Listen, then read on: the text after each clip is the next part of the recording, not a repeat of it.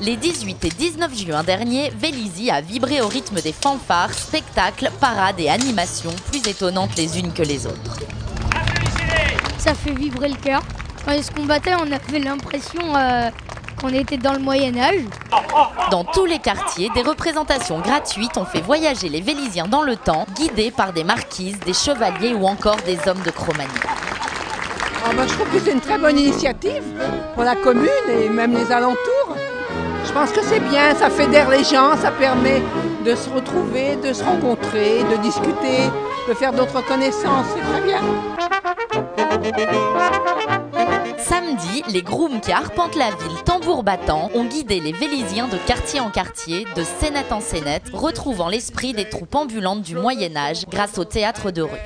Et mon cœur a subi vos assauts répétés, que vous m'avez baillé, et je n'ai point le temps de me pimblocher comme cette peuple souhait.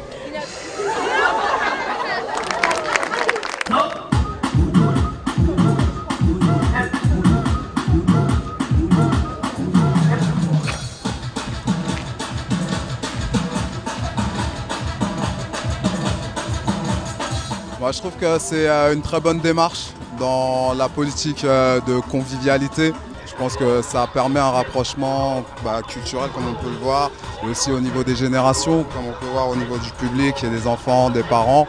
Ça se passe le week-end, tout le monde est réuni, ça a renouvelé je pense.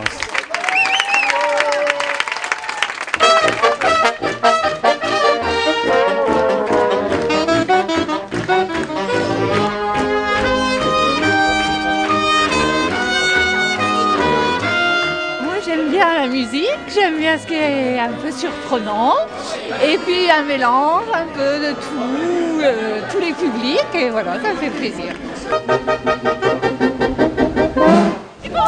Un nouveau voyage spatio-temporel emmène les spectateurs sur la place de Londres. Envolées lyriques, jazz endiablé, scènes de ménage médiéval et orchestre animent les lieux en attendant le spectacle.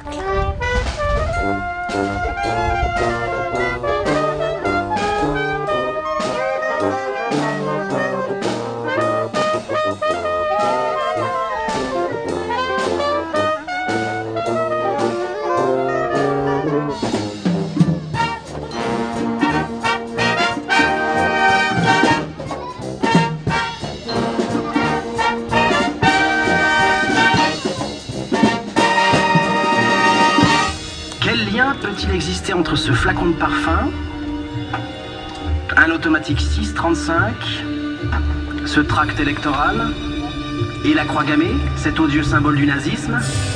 C'est bien l'énigme qu'Eddie Lawson, le fameux détective privé, va tenter, au péril de sa vie, d'éclaircir ce soir en notre compagnie.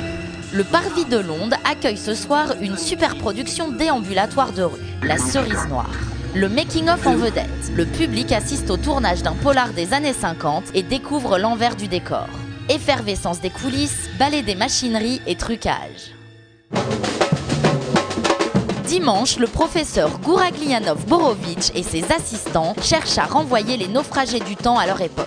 L'aide des Véliziens est indispensable, mais le voyage dans le temps n'est pas une science exacte. Notre troupe s'égarera avant d'arriver à ses fins. Alors nous allons continuer notre voyage pour essayer de les renvoyer dans le temps qui convient. Pas le Moyen-Âge, pas Michael Jackson. Dégagez-vous, en route vers Londres.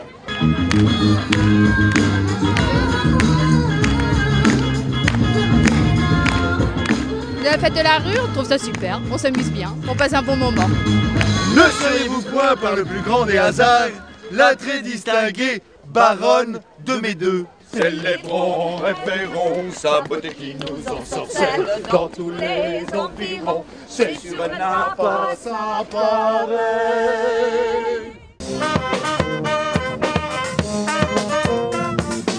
C'est une grande satisfaction de voir un élan des associations, des scolaires, de tous les services de la ville qui se sont rassemblés pour faire la fête ensemble tout simplement.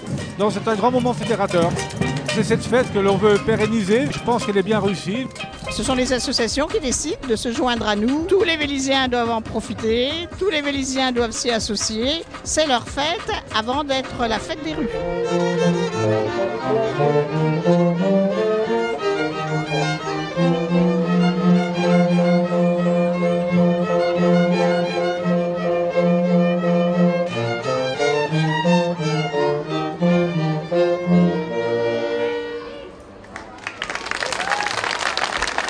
On est content du résultat, les écoles ont bien participé et les associations aussi.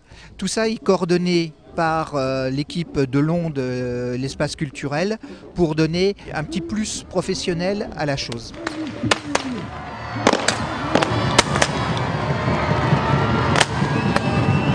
Le rendez-vous est d'ores et déjà pris pour l'année prochaine, encore plus nombreux.